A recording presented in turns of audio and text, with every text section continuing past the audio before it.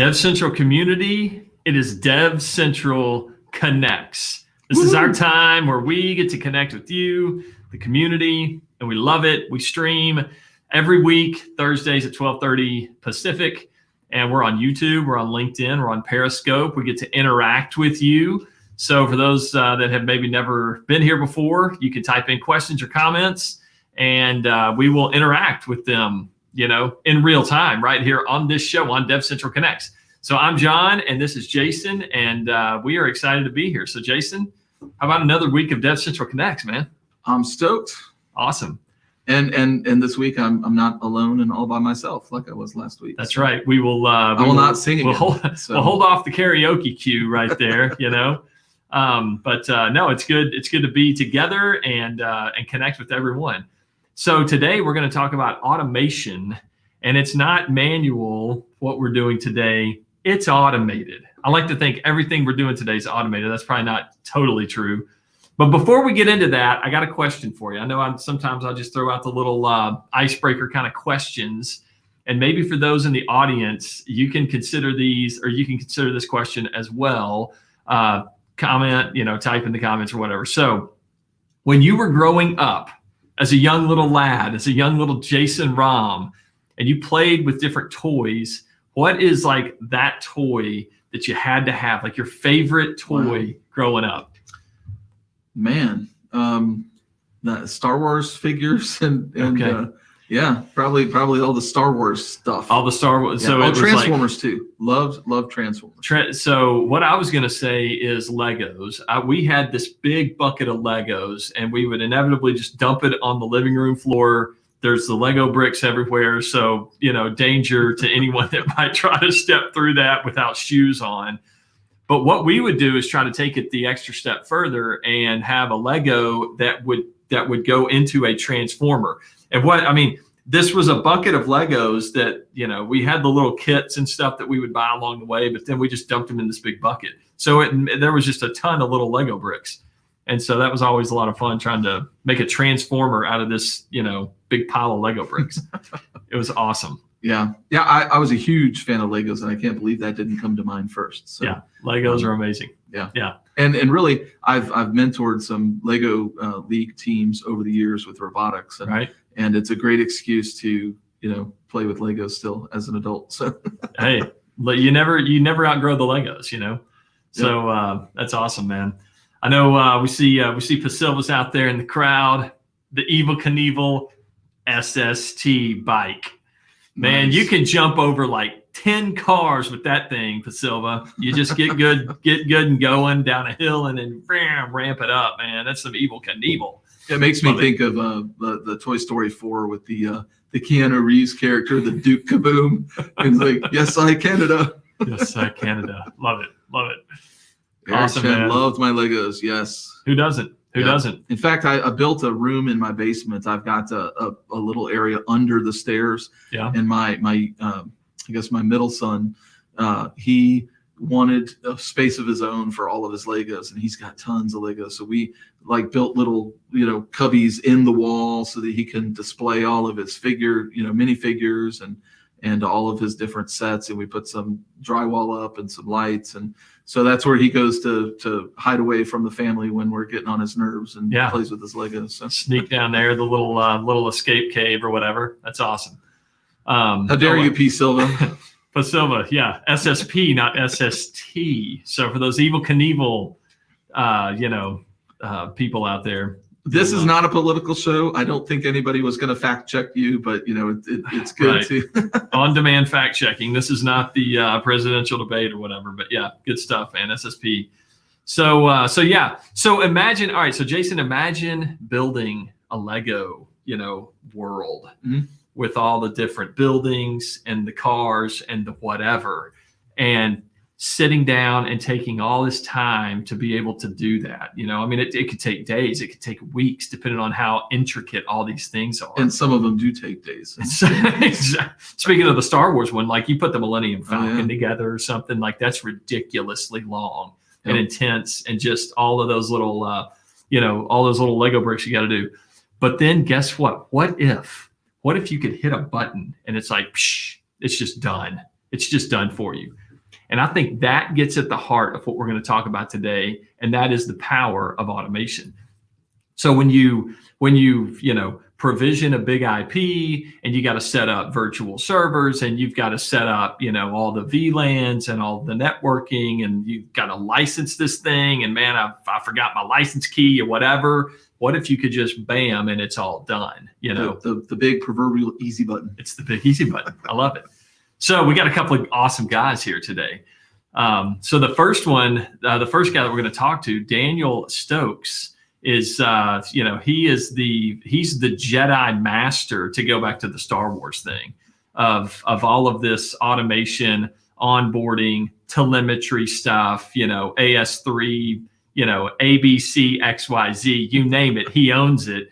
So with that, we'll roll into talking to Mr. Daniel Stokes.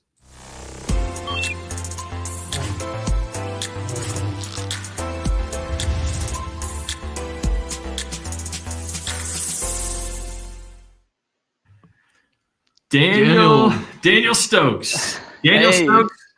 I like to say you don't just work with the product, you own the product. You're not the product worker, you're the product owner, man. You've got this stuff. So Daniel, first of all, welcome to DevCentral Connects. Thank you. Thanks for having me. Maybe tell everybody what products do you own, what products do you work with, and then we'll kind of launch on this little automation discussion. Certainly. So the products I work with are three parts of the automation tool chain. There's application services. Most people just refer to that as AS3 these days. Yeah. Declarative onboarding and telemetry streaming. And so as a product owner, what I do is I help gather requirements and feature requests, bugs, etc., from various stakeholders, and work with the developers to figure out how we get that to happen. Okay. I love it. Well, good stuff, man. Yeah, go ahead, Jason. No, so you have AS3, DO, TS. We've got some acronyms and some names. Right. What are these things? So for application services, declarative onboarding, and telemetry streaming, they are all iControl LX extensions. This means that they are plugins that you can install onto your big IP to help enable further automation. Basically, enhance it with some more automation functionality. Okay. Yeah. So like what? Like automating installing certificates, or is it bigger than that? So you've got quite a few things you can configure, especially through AS3. But between AS3 and declarative onboarding, you can do things from licensing, clustering, module provisioning, up to configuring your virtual servers with appropriate profiles, your HTTP or TCP profiles, or SSL.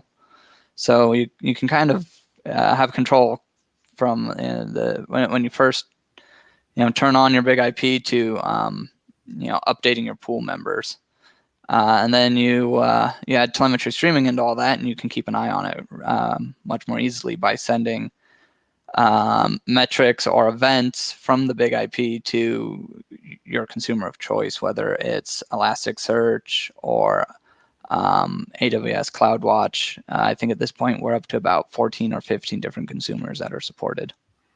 Okay, so you can configure all that. We've had an iControl interface for, almost 20 years now.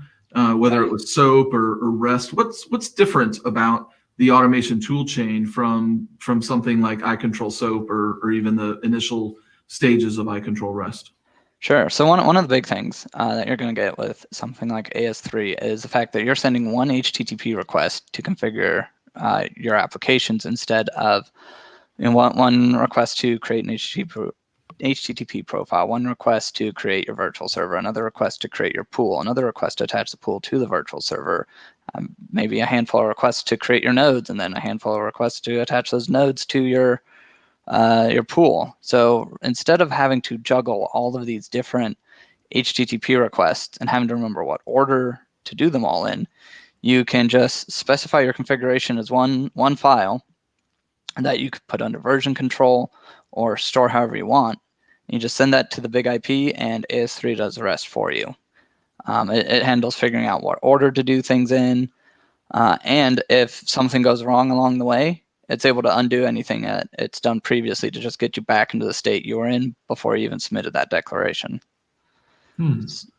So if it's going along the way and something bad happens or something, kind of starts to blow up a little bit, it's going to just take you back to a good state, right? It's not going to leave you hanging, right? You're not going to leave shrapnel behind. Exactly. It's pretty much one action you're taking to configure the whole thing.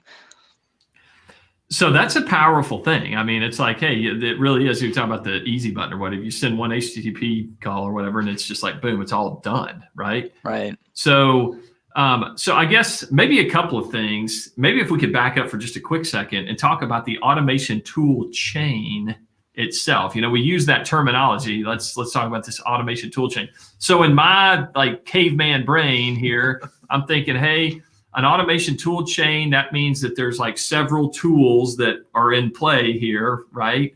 And what do each of those tools do? And what if I don't have one of the tools? Or what if one of the tools that I'm using is not automated and now I'm doing that part manually? Could you give us kind of an idea of what this, I know you said the AS3 and all that stuff, but could you give us an idea of some of the things that this tool chain is doing? So certainly. So with the automation tool chain, at least when you're talking about AS3, DO, and TS, they're really building blocks, which I'm glad you started with the whole Lego thing, because really these are your building blocks to kind of create your own automation story or to fit your automation needs. Okay. So you can pick and choose the ones you need for your automation setup. And then we've got other products like container ingress services or the F5 application service templates that rely on these building blocks to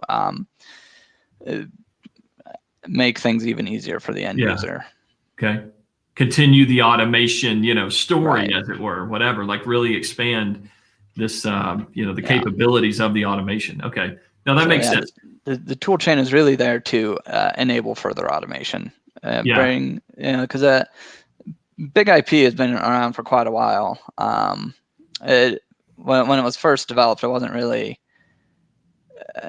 intended to be used in kind of an infrastructure as code or any of these other sort of automated kind of use cases. So the automation tool chain helps you get there. Gotcha. Yeah, that makes sense. So, as we step back and we're looking at building blocks, so what kind of prompted the development? Can you give us a little, just kind of a history of how the automation tool chain came to be? Yeah. So the story of the automation tool chain, I feel, really starts with application services version 2. So we always talk about AS3, but there is an AS2 out there, and I presume an AS1, but I don't know what that actually looks like. But I can no tell one's you ever seen the AS1, right? But I can tell you a little bit. AS2 was a Tickle Eye app that you could install to your Big IP that gave you basically a guided GUI to configuring your applications. So this simplified some things for some users, but it still required you to manually interact with a GUI. So in order to kind of advance this idea of simplifying the configuration of applications on a Big IP, the idea came up of, all right, how would you do this without a GUI? How could tools do this for you? And that's kind of where the ideas for AS3 came about. While designing AS3, it was determined that it should be a declarative API, which means as opposed to iControl REST, which is an imperative API, you have to specify each individual request of what you want to do. With a declarative API like AS3, you just say what you want, not how to do it. And the device gets to figure out all the details. So by allowing tools and users to interact with the device in this simplified manner, it opens up a lot of opportunities for integrations with maybe your continuous integration, continuous development kind of pipelines, or stuff like Ansible and Terraform. So we launched AS3, we got that going, and we decided, well, all right, you can configure your applications, but what about getting to the point that you can even have your applications on the big IP? What about all that licensing, the module provisioning, the clustering, all this legwork you have to do before you even worry about sending traffic through your big IP? And that's where declarative onboarding came along. It was to solve that need. And so now once if I can interrupt you there for go a ahead. second, the process of building out a big IP to get ready for traffic. I mean, it's not that it's hard. It's not a trivial amount of time to build out all the the interfaces and VLANs and networks and routes and NTP and DNS and setting all of that stuff up. It just takes time to click through all those GUI options and to do that. To whereas you have something declarative that you can just templatize all of that and pull it straight from even a Excel spreadsheet and just poof, and it's done for you. And that's a pretty powerful and compelling use case. Exactly. And one of the great things is once you have that declaration, that document, you can go create or go set up another big IP in the exact same way, which is a very useful thing for upgrading a big IP. You could just whether you're talking hardware or virtual instance, you could get another big IP up and running, and just of a newer version, and just apply your declarations, and they should configure it the same way you had on your previous version of big IP. So that's super cool. Yeah, go ahead. It's way less error prone that way too.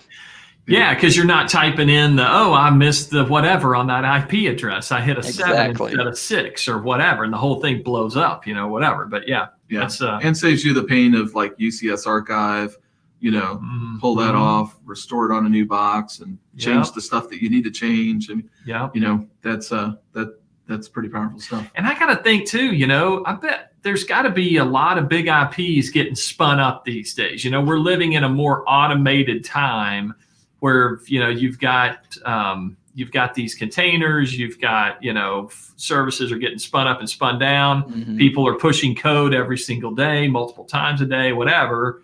And so so to be able to spin up one of these super quick without having to type it all in is, I mean, I'm going to say it's not even just a nice to have. It's a nice to have, but we're moving to a place where it's going to be necessary, right? I mean, what do you think, Daniel? I definitely think that's the case, especially as people move to kind of modern DevOps concepts like immutable infrastructure and infrastructure as code.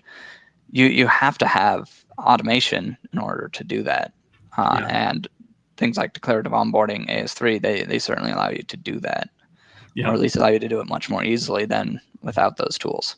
Right. That's awesome, man. So I just picture, Daniel, I don't know, I just picture you with like this massive tool belt on, man. You've just got all these tools and they're rocking and rolling, and you can build whatever you want every day. And so one question I had about the declarative, the declarative versus the imperative, right? Approach to this. The declarative is like saying, hey, I want the Millennium Falcon Lego set built, done, just do it, right? The imperative is like, all right, put the little 4 square brick on top of the 2 square brick, and then put the whatever, make sure Chewbacca and Han Solo are rocking and rolling, whatever. So if I'm like, okay, you've offered me this AS3 declarative approach, which makes a lot of sense. It's like, dude, John, just hit the button, dude. But what if I'm like, I kind of want to know where Chewbacca is sitting, and I want to be able to move him around a little bit. Can I do that with the declarative approach? Like, can I get into the weeds a little bit, or is that not really, offered? So generally speaking, I wouldn't recommend mixing the two a whole lot. Okay. You definitely you could be using the imperative API. I control REST to maybe query about state information. That's still a very useful thing to do alongside something like AS3. If you want an idea of what AS3 is doing, there are several debug features available to give you an idea of the actual TMSH configuration that it's going to apply to the big IP. So you could certainly at least get a much better idea of what it's doing if you're interested in those details. Yeah, and I guess that's kind of the heart of what I'm getting at. So that's good to know that if I need to know like what this declarative approach has done, if I want to see the details of what it did, then I can still do that, right? It doesn't mean I need to start to mix declarative and imperative all in the same salad bowl here or whatever. But if I want to see what the declarative did, I can go and do that. Right. Yeah. Look, don't touch.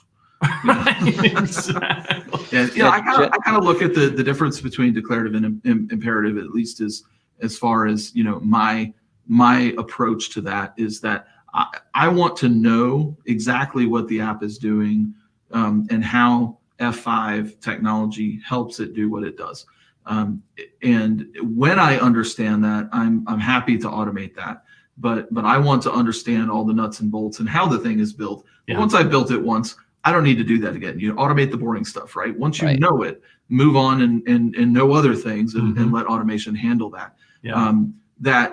You hear the 80% level on a lot of things, and I think it applies in the declarative as well. The declarative interfaces handle that 80% threshold of most of the tasks that you would do, and if that particular app meets those criteria, AS3 is the way to go. If you have more custom and nuanced things that you need to do, well, maybe that's not appropriate for that particular application.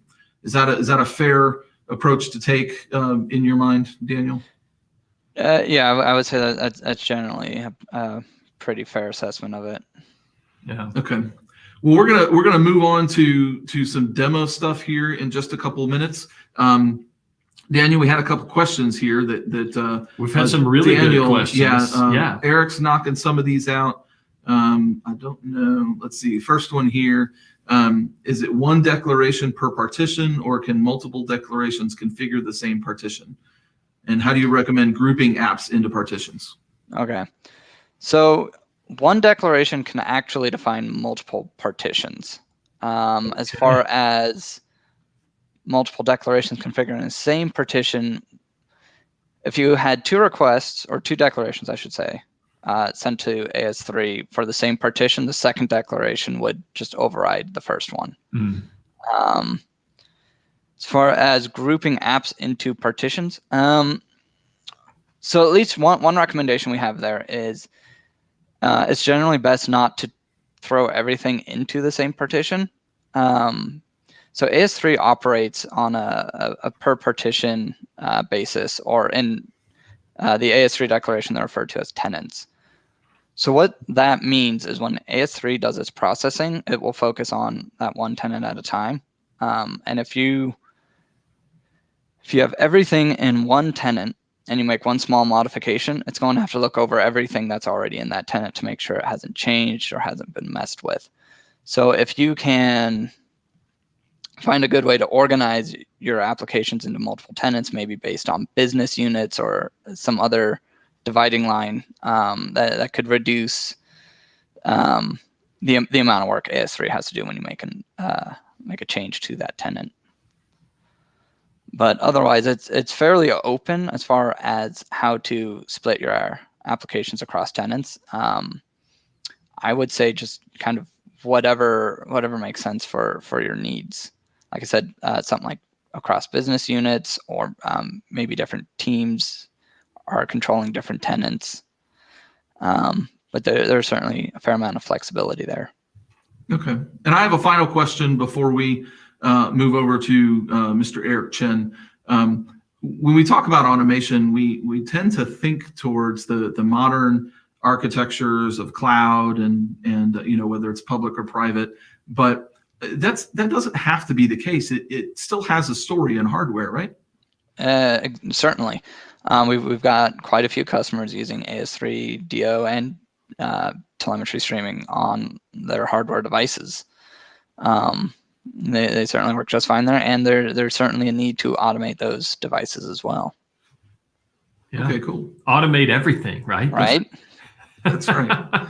Man, if I could automate my bowl of cereal in the morning, that would be helpful, right? Right. So, yeah, good stuff, man. Yep.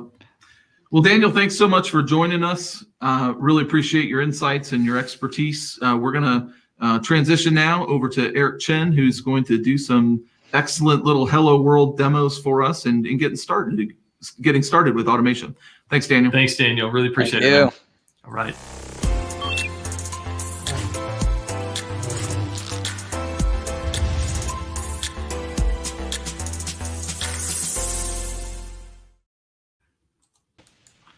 Eric.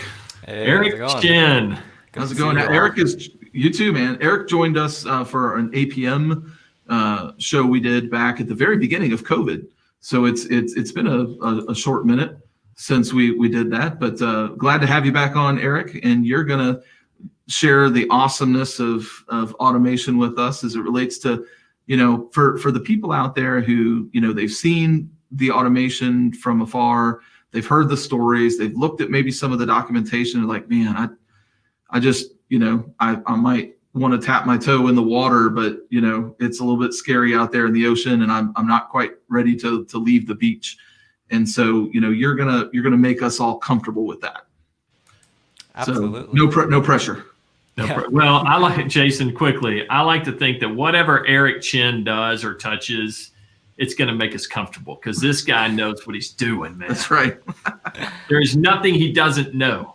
So that is true. No. Anyway, good stuff, man. Good stuff. Well, there are many things that I don't know. And I think that I was thinking about this experience of how did I learn about automation? How did we get into this world where everything is coming into kind of, like how did I learn? Like how did I dip my toe in? And, I have a 3-year-old daughter right now, and I've kind of watched her grow up, and this just got me thinking about this kind of the evolution of how do you learn to play? How do you learn to kind of program? And there is this kind of very gradual process of you start off where you just kind of take off a little bit. So the first time I took my daughter to a playground, she was very young, very apprehensive. She wasn't quite sure what to do, but she had kind of a goal. She said, hey, I really want to kind of explore this area. She would move over there the best way she could, and she was able to enjoy it. As she got older, now she was able to walk. She could kind of move around, more explore the area, interact with other kids, and that was very rewarding for her because now there's more to appreciate. And now I'm watching her climbing these huge play structures, and I'm just like, wow, this is amazing. And by the way, she's only 3 years old, so it's kind of amazing. She did a lot. She did a lot Yes. in that short time, Eric. Wow. And I think that's kind of the truth of it, right? Is that like if you are willing to take the time to just kind of learn about automation and what the benefits are, it pays huge dividends. And I think there's also this kind of huge concern that people have about, well, if I embrace automation, am I like kind of, taking myself out of a job? And, from my experience, before I joined F5, I was kind of a system administrator, worked with the network team. And what I found is that automation it enables you and it enables your team to just be more efficient. There's less worrying about, if I make this change, do I have to back it out? You can kind of confidently kind of plan your weekend knowing that there's a change that's going to happen, but it'll go through. For the people who are like very daring, you can even just kind of do it in the middle of the day. So that's kind of where we'd like to get all of our customers. But as you said, today we're just going to start with the quintessential hello world type of example. And I would say quickly, maybe Eric, instead of having the fear of working yourself out of a job, like, oh, am I going to automate myself out of a job? Kind of like what we talked about with Daniel, the way the world is moving, I would argue you're going to automate yourself into a job. Yeah. And if you don't, then you're going to see your job move past you, and you're not going to keep up with it. Yep, right? for sure. That's true. So but automate. Yeah, and I think one of the beauties of the automation that F5 has is that we can take all the knowledge, and you'll kind of see this in a demonstration, and be able to apply the knowledge, operational knowledge that you have into the automation so that you can kind of enable your, your company to be able to kind of adopt all the best practices that you already know. So let's start with just kind of the crawl portion of this. And I'll just kind of talk about at least how I've approached using the automation toolchain. And as Dan was kind of describing, there are three aspects to the automation toolchain. There is the application services extension, which is what I'm predominantly going to focus on today in terms of, this is going to be the most useful for automating your day-to-day operations. Declarative onboarding is super useful if you're just trying to provision your system, set up all those kind of VLANs, networks, and again, Jason, to your point, this could be hardware or virtual. And then telemetry streaming is super exciting because just the volume of data that you can get out of a big IP is exposed through telemetry streaming, and it enables you to ship all of that awesome data to any type of data lake that you have within your organization. But to keep it into the hello world space, we're starting today with just focusing on AS3. If there's questions about kind of the other toolchain components, I can dive into those as well. So really what I wanted to kind of talk about in this demonstration is just kind of, let's start with, I've never touched in any type of, API. I just want to start off with the automation toolchain. And this is how I started. When I started using automation toolchain, this is the exact same process I took to learn how to use the tool. So I'll walk you through this first part, and then I'll show you how we've progressed from there. So the first part of this is we're going to start with just kind of using the GUI. I think we're all familiar with using the Big IP GUI, but what we're doing here is we're going to GitHub to download the application services extension. It is an open source tool, so we're pulling it from the best source of open source software, which is GitHub. And what that's enabling us to do is to kind of extend the capability of the Big IP. The Big IP by itself, it has kind of core capabilities.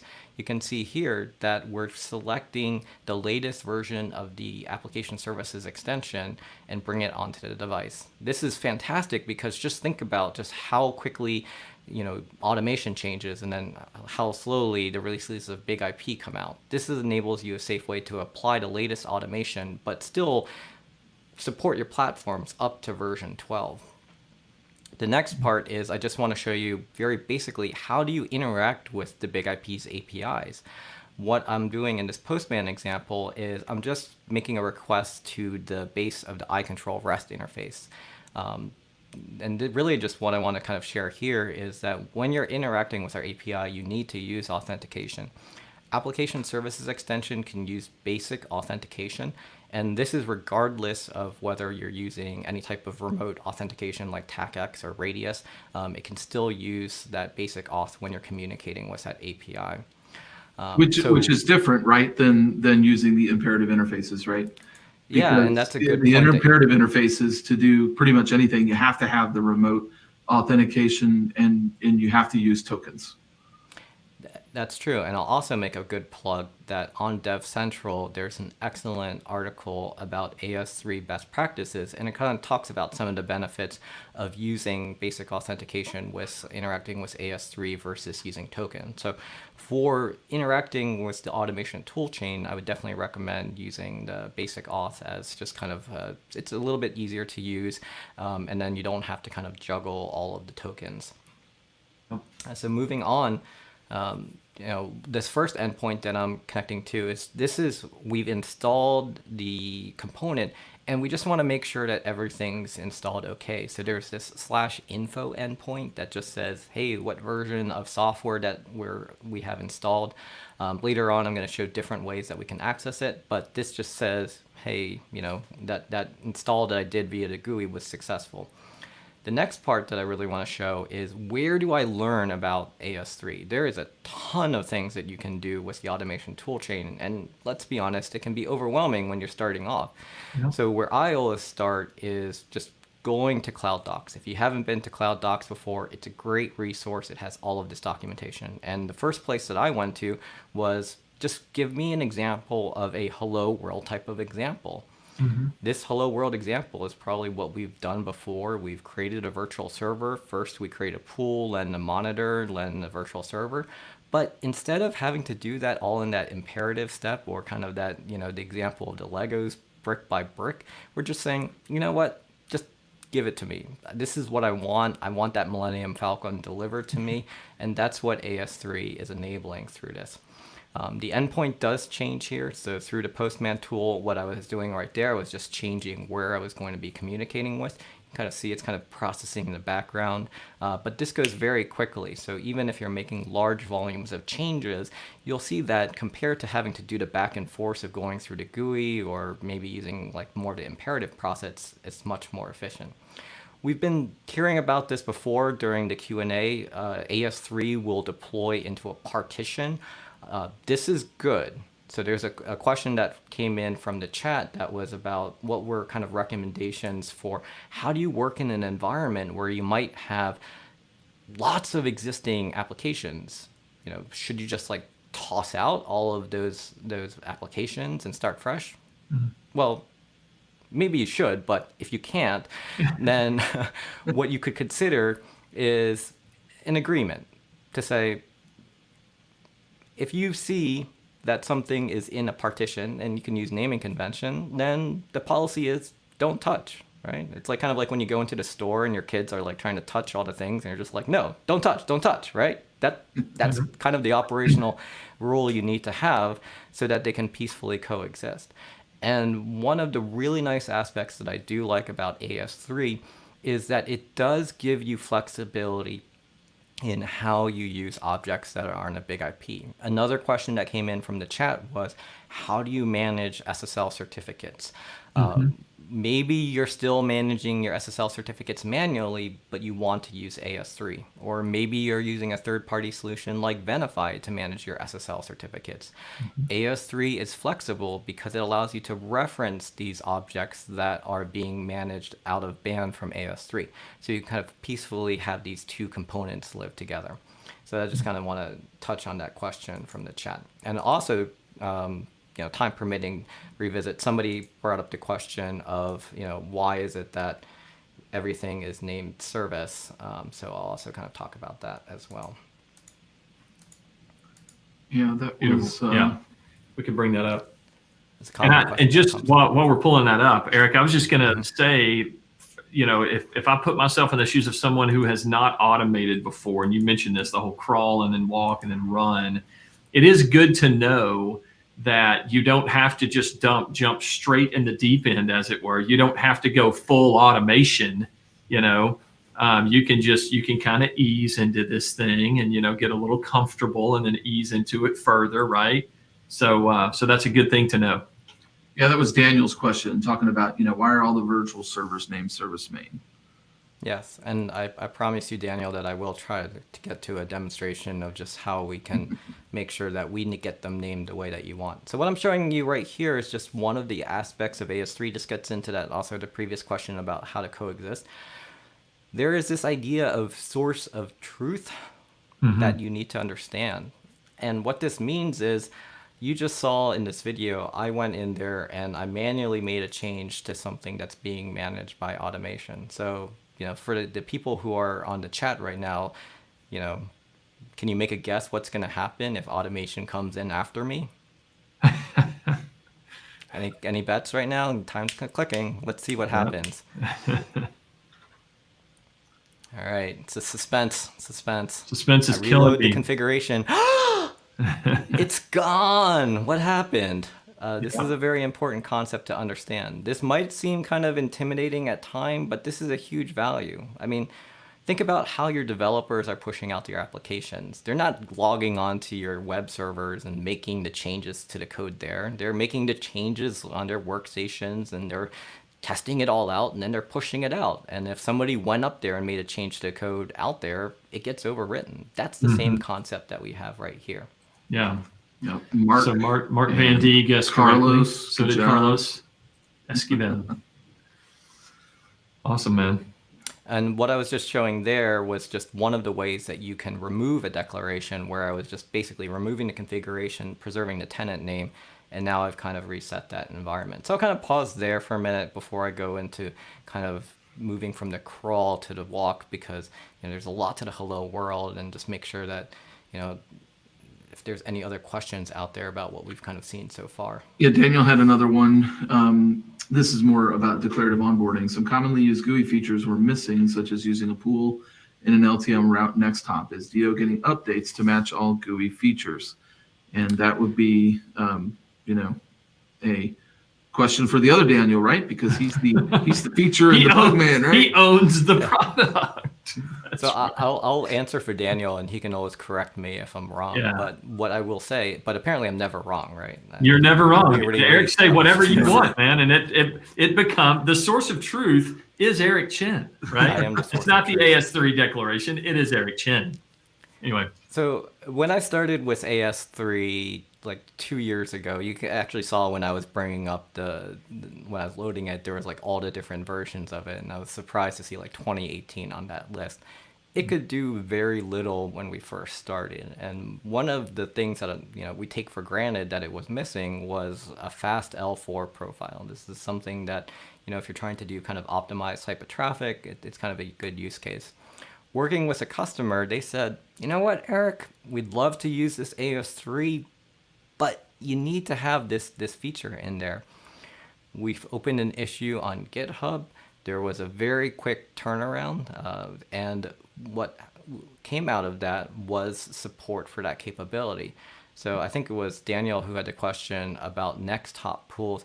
Really, the product owners, the other Daniel, are listening to our customers. And these might be customers from our enterprise. These might be customers from our service provider, from our financial services, our federal customers. We're all feeding back into the GitHub issues of what are the capabilities that we need to automate. And the reality of the big IP is that there's just too many knobs, right? Like, this is a platform that's been around for a very long time. And the goal of AS3 is to carry forward, from an automation perspective, the capabilities that you're using. It doesn't really help us to automate features that you're not using regularly. So the feedback loop is critical for the success of AS3. And I've seen this time and time again, where as customers are adopting AS3 from all of these different verticals, different parts of the globe, they are improving the product by letting our product owners know what's important to them and making sure that gets in there. So that's my little spiel about that. So you're saying if you have a question about something that's missing, open an issue on GitHub, right? Absolutely. The same place where you download the software is the same place that you can open up issues.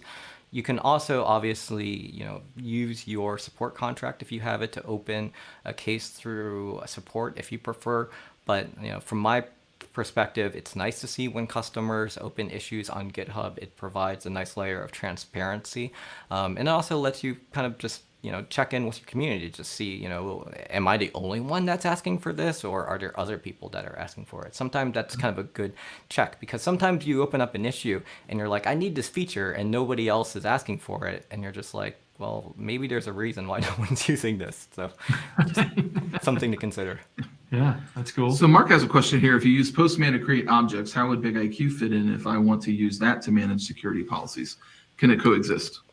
Sure. So that would jump ahead into probably the run portion of it. And I'll summarize that to say is that, I talked about all these different verticals, but what BigIQ is a part of what I would call our ecosystem providers. And our ecosystem includes our own F5 products, but it also includes ecosystem partners like HashiCorp or Red Hat with their Terraform and Ansible tools respectively. So, now I just lost track of the question, but with BigIQ, what I'll generally say is that really what you want to do is, again, this gets back into the source of truth, is that if you decide that you want BigIQ to be initiating all of your AS3 deployments, then you want to funnel all of those requests through BigIQ. Or if there's aspects of it that you're not managing through BigIQ, again, get back to that separation of concerns to have an understanding of, aspects of it are coming from Postman versus BigIQ. Generally, I would say keep it simple, pick one tool and make that kind of your source of truth for changes that are coming in. And in your opinion, I mean, Postman, from my perspective, is I'm interrogating and learning with Postman. I'm not really, operationally solvent with a tool like Postman. Yeah, I mean, Postman is a great starting tool, but let me use this as an opportunity to segue into like what happens when you outgrow Postman, because Postman, after a while, it's you copy and paste text in there, but it doesn't really help you too much if you make a mistake. So what I'm going to show next is a tool that came from our F5 community. So this is something that's coming from an individual, Ben Gordon, who is a consultant at F5, has published a extension to Visual Studio Code. So you might be a little bit intimidated. Visual Studio Code, this sounds like something that's for an application programmer. Think of this as a very sophisticated text editor, right? So, if we go back to the whole VI versus Emacs wars, by the way, Emacs is the winner. Think of Visual Studio Code as just, what they call an IDE, as a editor that you can use for manipulating text. And in this example, what we're going to show is how we can use Visual Studio Code to help us use the automation toolchain. Because one of the big issues I have with using Postman is, well, what was that parameter called? I forgot. Well, now I have to go over to the schema on the documentation page to figure this out. I wish there was a tool that would just tell me what is the parameter that I need to use. Yeah. So what I'm going to show you here is just kind of how you would get started with this kind of more sophisticated way of managing the automation toolchain. So call this the hello world of stage 2. And what we're doing here is we're just adding a piece of software. This is what we like to call hello universe. Yes. Universe. Right. Yeah. And this is Visual Studio Code right here that we're looking at, right? This is the editor. Yes. Beautiful. It's a beautiful thing. Yep. Yep, and you see after we've installed it, we've now have this little fancy F5 icon that's now added to your editor. And this is nice too, because it's not enough to have the little red globe in your data center. You might want to have it in your text editor. You got to have it in your editor. That's right. You need it on your T-shirt. You need it on everything, right? You need it everywhere. So what we're doing here is we can kind of connect into your device. And if you can see down here, that went pretty quickly. But by default, it'll just kind of feed back a whole bunch of stats that are coming from the device, and that just lets you know that you're connected. Okay. Ben's done a very nice job of taking things like what I was demonstrating before, where I was using the GUI to install AS3. Mm-hmm. His tool is using the API to install it. So this is very nice because, from your perspective, you could employ a similar strategy to push this out to your devices. In this case, he also has this kind of shortcut for kind of doing an example. And so this example should look very familiar. This is the exact same example that we saw in Postman. Okay. And once you've kind of taken this example, we can then just send it to the big IP. So there's this nice little thing. You right click, say post, make the declaration.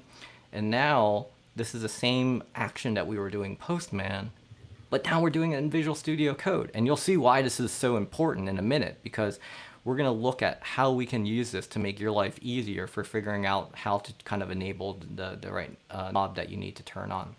Okay. Sometimes Jason likes to call those nerd knobs. Nerd knobs. True story. A lot of them. In fact, coming out of, we were at a marketing thing was it last fall? It's been a little while. Yeah. But anyway, the guy on stage says, nerd knobs or whatever. And I went out and registered that domain, so I own it. I haven't done anything with it yet, but literally, Jason owns the nerd knobs. Nerd-knobs.com. It's just a park domain at this point. It just sits there. Yeah, good to go. That's how we'll make our millions. There you go. Yeah, somebody bought that from him for $50 million. There you go. I'll take it. So what I want to show right here is this is kind of a real world use case that I had. What you may know is that AS3 is opinionated, and by opinionated I mean that it will take certain liberties with the configuration. And this is based upon what we've seen from F5 of how customers are deploying applications. So one of these opinions is that when you deploy an HTTP application, it will attach a cookie profile to your virtual server. So one of the first things that I wanted to do is say, well, actually I want to turn that off because I want to be able to actually see load balancing that's happened. So I'll show you how you can figure out what that parameter is without having to go to the documentation, which is where I would previously have gone to.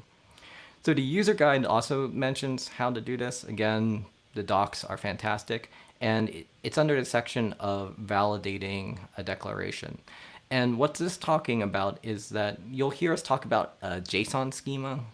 And what this means is that it provides a reference to say, here's everything that you could possibly need to turn on, all those nerd knobs. And when you use this, what you're seeing right here is it's kind of this autocomplete. So it's saying, here are all the different kind of nerd knobs that you can turn on in this particular section of this JSON document. Yeah. So in this case, I found the persistent methods. I set it to an empty array. I happen to know that that's what you need to do to disable it. I pushed the update through again.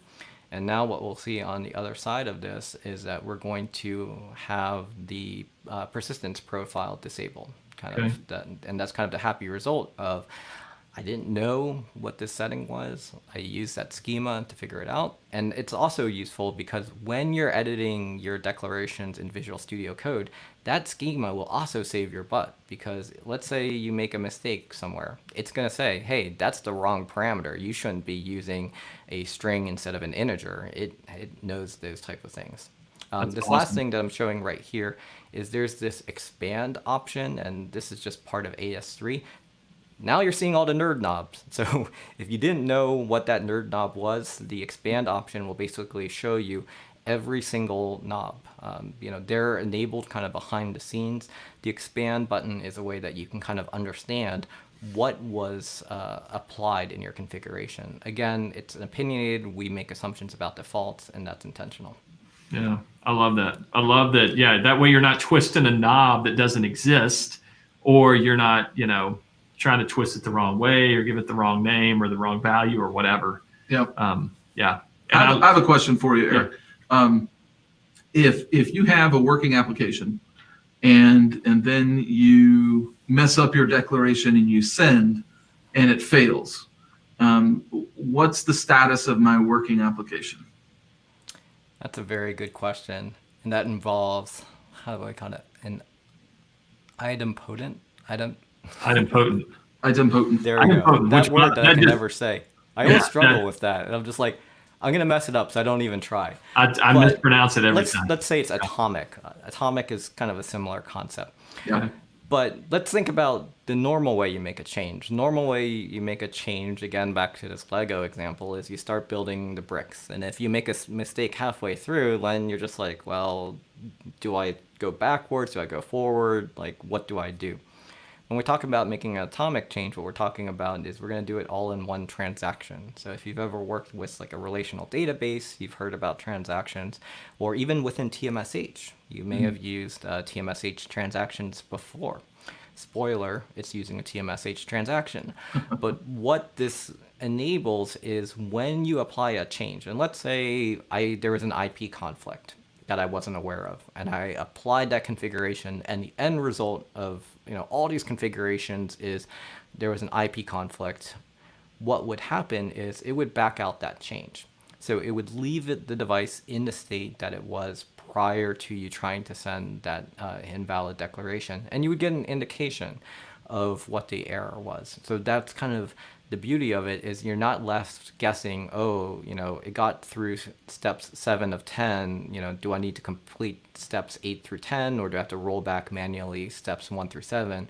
It's kind of an all or nothing type of proposition, which is much safer when you're kind of making a lot of these changes to just know authoritatively, this is the state of the environment. But it does require a change of process. That can be hard for people to always be wanting to look to the big IP as a source of truth. But really what we want to kind of help enable, and what you're seeing with that Visual Studio Code example, is treating your infrastructure as code. So Visual Studio is a great launch point to be able to take that JSON declaration and store it into something like a Git repository, where now the same place that your developers are storing all their application code, you can now store your infrastructure code as well. Yeah. Thank you. That's awesome. Yeah, I wanted to be clear that, it's not going to break your stuff, Right. which is different than when you make imperative changes, because you're changing that app as soon as you update a pool, and then you have to change it back, unless you're using, like you said, a TMSH transaction to do so. Daniel had another question here in that any concerns with deploying apps in one version of AS3, upgrading AS3, and then redeploying the app with those changes? In other words, how is the backwards compatibility with AS3? Sure. So let's just talk about overall versions. We've got TMOS version 12, and then today we've got TMOS version 16. So we've got like kind of two wide ends of the spectrum. And then we've got version of AS3 3.21, and we started with 3.0. So we've had roughly 21 versions in between. The goal of AS3 is, let's just start with different versions of TMOS. You should be able to apply the same AS3 declaration from version 12 forward and not have any concerns. This is great because what if you are in the process of going from version 15.1 to 16? You can do that confidently because you know that you used AS3 in 15.1 and it will carry forward into 16. Fun fact, we backported some of the TCP profiles from version 13 into version 12, so that as you progress through, you're getting the benefits of that TCP profile that we implemented in version 13 across all of these different versions, including going back. The next question is specifically to Daniel's question is, well, what if you are upgrading AS3? It's the same type of guarantee. Within the declaration, you can kind of say what the minimum version is, and it will kind of carry forward. Now, and I should make you aware of the reverse of this. I mentioned that we keep on adding kind of features along the way. Yeah. What if you're trying to use a feature from version 3.21 on version 3.15? That's not going to work. So that's a case where you can't go backwards from a newer version of AS3 to an older version of AS3, but you can always move forward. You can always go from an older version of AS3 to a newer version of AS3 safely and confidently. And that's kind of one of the design principles of AS3, is to make you confident about making changes, even though different versions of AS3 and Big IP are occurring along the way. Yeah, just to clarify real quick, when you're talking about moving backwards, a declaration that you used in a later version of AS3 won't necessarily work in an earlier version of AS3. The declaration Correct. itself. Yeah. Okay. Okay. Yep. It's good to know. It's good to know. All right. I mean, it stands to reason. I mean, as you upgrade something, there are going to be new features. There are going to be new things you can do. So, yeah. Yeah. So I'm going to have to run through the last one. Run, Eric, run. I love it. Yep. So this last one is just, again, this we kind of spoiler alert when talking about Big IQ, but the whole point of all of this is to help you, to help all of our partners, to help all of our customers, so that you don't have to guess, I'm moving from one solution to another. It's to provide the same interface across all of these. And this is just all you're going to really see. This is actually not that interesting, is that we have different providers for different ecosystem partners like Terraform. And what I'm showing you here is that the mechanism that we're using is AS3. So anything that we build for using Postman, for Big IQ, and now Terraform can all use the same document, the same declaration. So all that work that you spent figuring out Postman, all that work that you spent figuring Visual Studio Code can now be reused in Terraform. So instead of you having to say like, oh my gosh, I have to learn this whole new thing. Do you know AS3?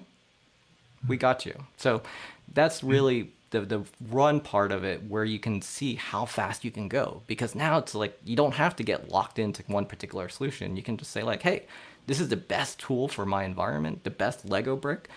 I'm going to use that because I think purple is a really good color, so I'm going to put that brick right there. Yeah, that's key. I'm glad you brought it back to the Lego brick there, because Daniel was talking about that. It's like it's really a foundational piece that you build on top of.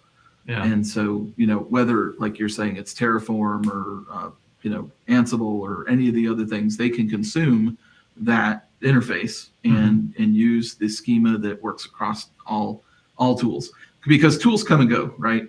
I mean, you have Chef, Puppet, Ansible, all these tools spring up. They live a while, and, some of them live on, most of them die. And that's just the reality of the industry that we're in. But having a consistent interface on our part for our infrastructure, you don't necessarily have to care about the endpoint tool. Mm-hmm. Yeah, that's huge. It's huge. All right, we are up against the end, Eric. We have a couple more questions, and then I think we need to jump out. Yeah. Craig, how does AS3 work with big IPs and an HA pair with manual sync? I assume the request has to go to the active F5, but what if they are out of sync before AS3 can start its work? Sure. So there's two methods that you can handle this. One is through the traditional sync mechanism, where I was actually demoing in an HA pair, and I was set for manual sync. So I could have opted to then kind of push the configuration from that device to its peer.